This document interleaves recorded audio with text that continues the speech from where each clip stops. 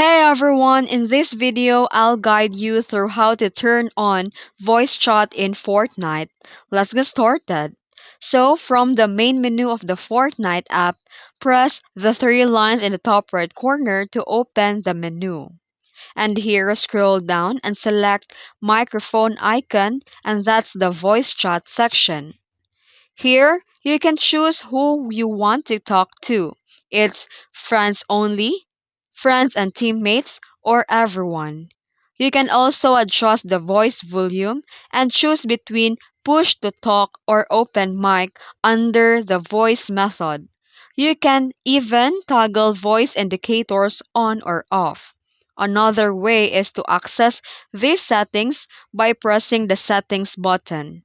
And once you are in, scroll to the speaker icon tab and scroll down and find voice chat section.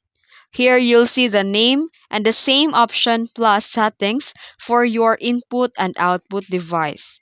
And after adjusting everything, press apply and you're all set. And that's it. If you found this video helpful, don't forget to like and subscribe for more tutorials. Thanks for watching.